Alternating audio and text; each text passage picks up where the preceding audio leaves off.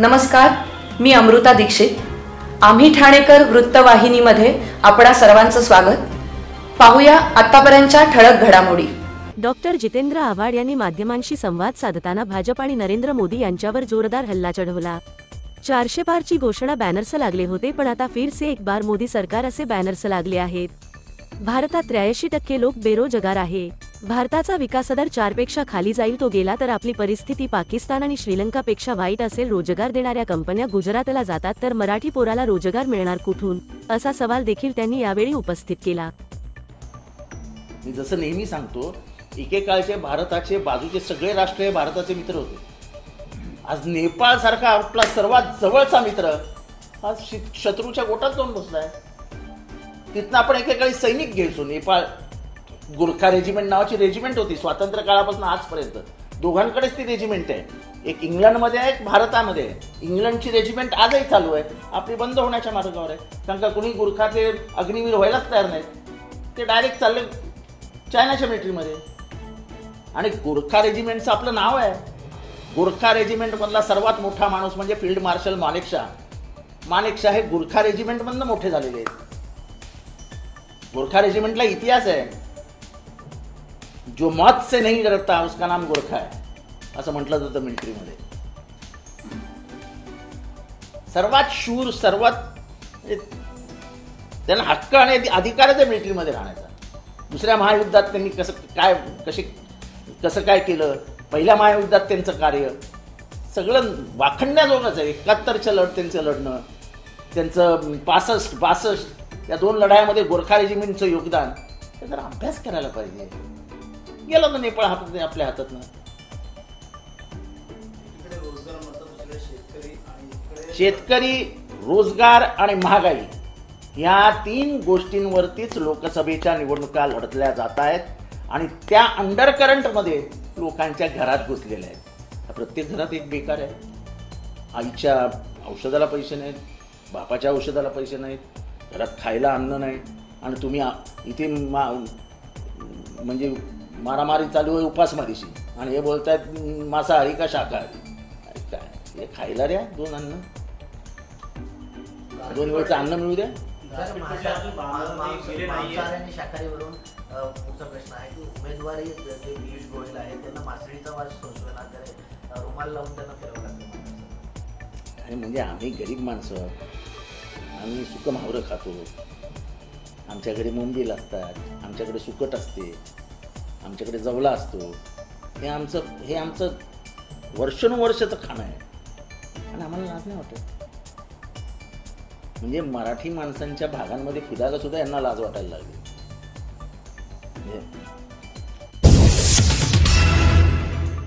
ठाणे महानगरपालिका क्षेत्रात मुंब्रा, कळवा, माजिवडा, मानपाडा व वागळे प्रभाग समितीमध्ये महाराष्ट्र औद्योगिक विकास महामंडळामार्फत पाणी पुरवठा करण्यात येतो. महाराष्ट्र औद्योगिक विकास महामंडळाच्या पाणीपुरवठा योजनेच्या अंतर्गत 12वी गुरुत्व वाहिनीचे कटाई नाका ते शेळ टाकी येथे तातडीचे दुरुस्तीचे काम हाती घेतल्यामुळे गुरुवार रात्री 12 ते शुक्रवार रात्री 12 पर्यंत असा एकूण 24 तास पाणीपुरवठा बंद राहील. सदर शटडाऊन कालावधीत ठाणे महानगरपालिकेअंतर्गत दिवा, मुंब्रा आणि कळवा प्रभाग समितीमधील सर्व भागामध्ये व वागळे प्रभाग समितीमधील रूपादेवी पाडा, केसननगर, नेहरूनगर तसेच मानपाडा प्रभाग समिती अंतर्गत कोलशेत खालसा गाव येथील पाणीपुरवठा 24 तासांसाठी पूर्णपणे बंद राहणार आहे. पाणीपुरवठा सुरू झाल्यानंतर पुढील 1 ते 2 दिवस कमी दाबाने पाणीपुरवठा होईल, याची कृपया नागरिकांनी नोंद घ्यावी. सदर कपातीच्या कालावधीत पाण्याचा वापर काटकसरीने करून ठाणे महानगरपालिकेस सहकार्य करावे असे आवाहन नागरिकांना महापालिकेच्या वतीने करण्यात येत आहे.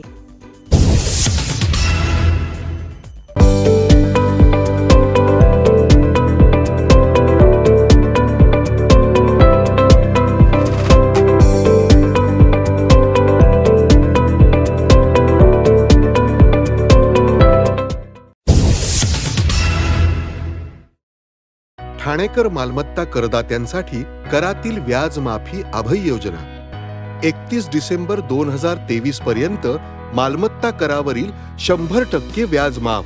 तसेच 1 जानेवारी ते 15 जानेवारी 2024 या कालावधीमध्ये मालमत्ता करावरील 75% व्याज माफ.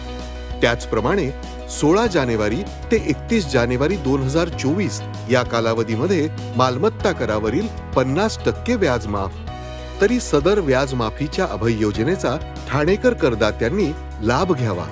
महानगरपालिकेच्या कोणत्याही संकलन केंद्रावर कर भरण्याची सोय आहे. एटीएम, डेबिट, क्रेडिट कार्डद्वारे कर भरण्याची सुविधा उपलब्ध करून देण्यात आली आहे. सोमवार ते शनिवार या दरम्यान सकाळी 10:30 ते सायंकाळी 5 वाजेपर्यंत संकलन केंद्राची वेळ असून करदात्यांच्या सोयीसाठी रविवारी संकलन केंद्र सकाळी 10:30 ते दुपारी 1:30 वाजेपर्यंत सुरू ठेवण्यात येत आहे. यासोबतच ठाणे महानगरपालिकेच्या propertytax.thanecity.gov.in या संकेतस्थळावर ऑनलाईन पद्धतीने मालमत्ता कर भरण्याची सुविधा उपलब्ध करून देण्यात आली आहे. तसेच गुगल पे, फोन पे, पेटीएम आणि भीम ॲपद्वारे आपला कर सुलभतेने जमा करू शकता. ठाणे महापालिका क्षेत्रातील सर्व करदात्यांना विनंती आहे की आपण या व्याज माफी अभय योजनेचा जरूर लाभ घ्या आणि आपला मालमत्ता कर लवकरात लवकर महापालिकेमध्ये जमा करून महापालिकेस सहकार्य करा. धन्यवाद. शिर्डीत श्री रामनवमी उत्सवानिमित्त उत्सवाचे प्रथम दिवशी श्रींची प्रतिमा, पोथी व वीणाची मिरवणूक काढण्यात आली. यावेळी माननीय जिल्हाधिकारी तथा सदस्य तदर्थ समिती सिद्धाराम सालीमठ यांनी पोथी, संस्थानचे मुख्य कार्यकारी अधिकारी गोरक्ष गाडीलकर यांनी वीणा घेऊन तर उपमुख्य कार्यकारी अधिकारी तुकाराम उलवळे व प्रशासकीय अधिकारी विठ्ठलराव बर्गे यांनी प्रतिमा घेऊन सहभाग घेतला. यावेळी संस्थानच्या मुख्य लेखाधिकारी तथा प्रशासकीय अधिकारी मंगला व खाडे, मंदिर प्रमुख रमेश चौधरी, जनसंपर्क अधिकारी तुषार शेळके, मंदिर पुजारी, शिर्डी ग्रामस्थ व साईभक्त मोठ्या संख्येने उपस्थित होते. श्री रामनवमी उत्सवानिमित्त श्री साई सच्चरित या पवित्र ग्रंथाच्या पारायणाचा शुभारंभ जिल्हाधिकारी तथा सदस्य तदर्थ समिती सिद्धाराम सालीमठ यांनी प्रथम अध्याय वाचन करून केला. श्री रामनवमी उत्सवानिमित्त समाधी मंदिरात जिल्हाधिकारी तथा सदस्य तदर्थ समितीचे सिद्धाराम सालीमठ यांनी श्रींची पाद्यपूजा केली. श्री रामनवमी उत्सवानिमित्त दानशूर साईभक्त वेंकटा सुब्रमण्यम, बँगलोर, कर्नाटक यांच्या देणगीतून मंदिर व परिसरात फुलांची आकर्षक सजावट करण्यात आली आहे.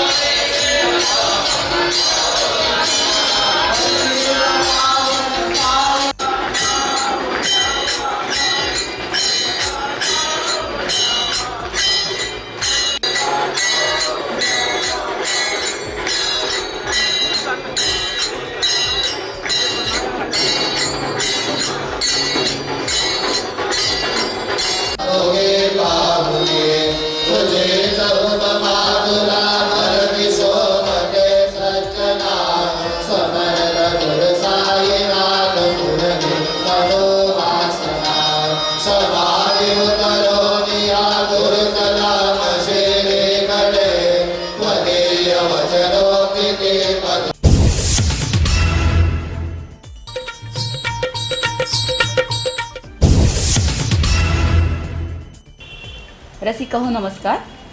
मी मनाली देव. ठाणं म्हणजे माझं सर्वस्व. ठाण्यातच माझा जन्म, माझं शिक्षणही ठाण्यातलं. मी कथ्थक नृत्याचं शिक्षण घेतलं ते माझ्या गुरु डॉक्टर सोमंजिरी देव यांच्याकडनं, त्या ठाण्यातल्या. पुढे लग्न झालं पंडित मुकुंदराज देव यांच्याशी, ते ठाण्यातले. मी घडले ठाण्यात, वाढले ठाण्यात आणि अजूनही घडतेच आहे. अशा ठाण्याविषयी किती बोलू आणि किती नको असं खरं तर आहे. आज कथ्थकचे प्रोग्राम करण्यासाठी मी विदेशात जात असते, तरी आठवण असते ती ठाण्याची आणि कधी परत येते याची ओढ लागलेली असते. तर अशी मी ठाणेकर, आम्ही ठाणेकर.